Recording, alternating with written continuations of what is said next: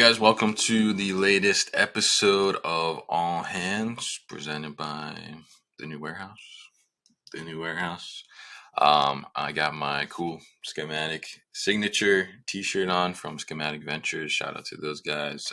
Very cool play on Kirkland's signature. Love the shirt. Thank you for that. So welcome to All Hands this week. We're going to have a great safety tip from Jennifer Conway.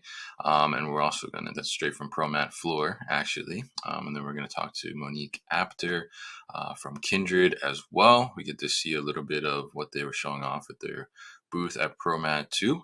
We're starting to roll out all that ProMat content so you guys can see what was happening there at the show if you missed it. If you're on site or if you're off site and didn't get a chance to go.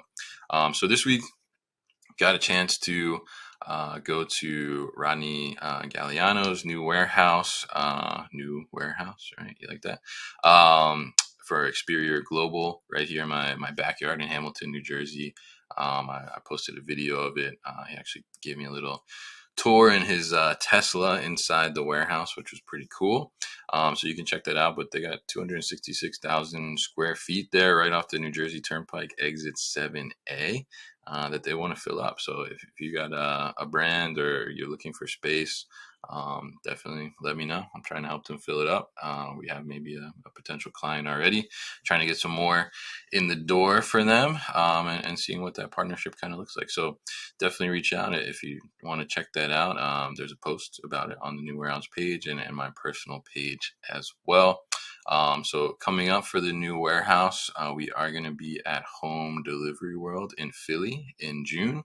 I'll be moderating 2 panels there, actually, which I'll give you more details a little as we get closer to the event.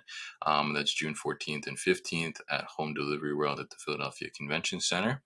We will have a booth there as well, so we'll probably be doing some live streaming from there, recording some podcasts. If you're going to be there, let me know in the comments if you're going to be at Home Delivery World, close to home for me. So I'm definitely excited for that one. I think we might have some exciting other things going on around that event as well. But for now, let's get into the safety tip of the week from Jennifer Conway.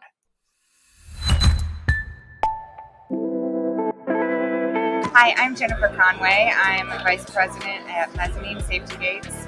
And my safety tip is if you are looking up and have workers on your pallet drop areas, make sure to have safety gates.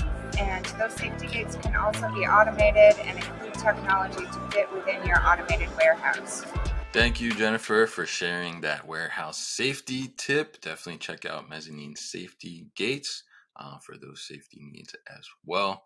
I loved getting the safety tips from the ProMat floor. It was great to kind of get people to stop and hear what their safety tips were. So we got a couple more we're going to be sharing with you in the coming weeks as well. If you want to share a safety tip, definitely leave a comment. Check out the link in the description. Easy to sign up. Takes less than 15 minutes. We jump on a call together and you record your warehouse safety tip and you get featured on the show. Very easy. So we're going to dive into our main segment, which is with Monique Apter of Kindred. We got to see what they were showing off at the ProMat booth and get to see some of their solutions in action. So let's check it out.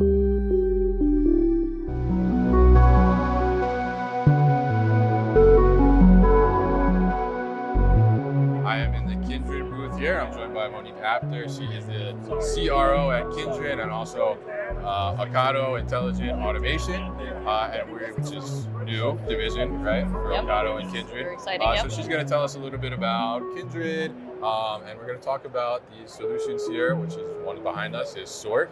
So Monique, welcome. Thank you. Well, I guess welcome to me. I'm in your booth, right? Yeah. So welcome to the show. So tell us a little bit about Kindred first, and then let's hear about this behind us, this armed Sort that's going on. Yeah, so Kindred was founded in 2014 to address labor shortages in the industry. Right. So we came up with a couple different products. This was our very first product, Kindred Sort. Right. It's a high-speed robotic football system, essentially. So it takes a pile of orders and singulates them and puts them into various cubbies for pack out and then ultimately for delivery to customers. It's built on our proprietary core AutoGrasp AI platform. The reason that's important is AI gets smarter, faster, more efficient over time. And so we've had this product out now for 5 years. We've picked, over 500 million items. And so we've gotten smarter, faster, and more efficient over time. And a lot of that's been translating to not only to improvement on this product, but then also has translated well in the development of our new product, which is our Induct work cell. Okay. All right. Very interesting. And I'm curious too. Like as we look at this, you said put wall, right? So you know a traditional put wall is the put walls I've seen in my warehouse experience. It's just like a straight line, right? When you're manually putting to it. So I'm curious, what's the thought behind the circular design? Yeah, well, so it was really to maximize the efficiency of the robotic arm, right? So there's only so much reach, and rather than kind of putting it on a gantry or doing something that would be more complex like that, we really did it for the efficiency of the robotic arm. Okay, that makes sense. And I think like if you look at this and you were to compare it to a human being in there and having to do a circular put wall, they don't have the same range of motion that I'm sure the arm has, right? Sure, exactly. Yeah. Okay. Very interesting. And so with this, I mean, what types of kind of efficiency gains are companies seeing, and how are they benefiting from utilizing sort? Yeah, so primarily it's to accommodate labor shortages, right? It's difficult to get people to do these jobs. Even post-COVID, there's still challenges with filling these kinds of positions. So certainly it's a benefit from that perspective. We're at 400 units per hour, so it's at least on par, if not faster than humans can do. And then because the AI gets smarter, faster, and more efficient over time, we've been able to see customers have been able to realize the gains of that. And so year over year, one customer, for instance, got 17% faster sort speeds. So they're able to take advantage of those as well.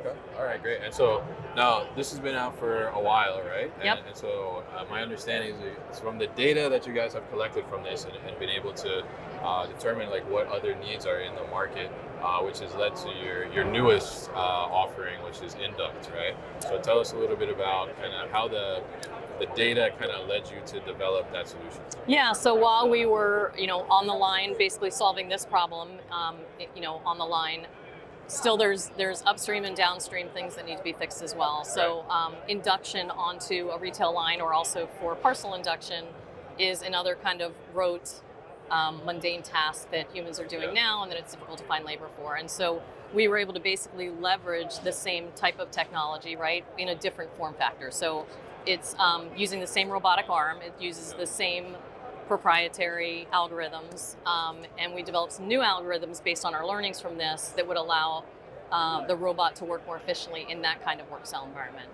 Very interesting. So I love that you're able to take that data and make it into the next iteration, right? Because you're actually taking data that's been proven and you've seen, what is needed there. Instead of kind of just taking a stab, like, maybe customers need something like this, but it makes sense to be able to utilize the solution that you've already created, and then transform that into what's the next iteration or the next offering for you guys, the next solution.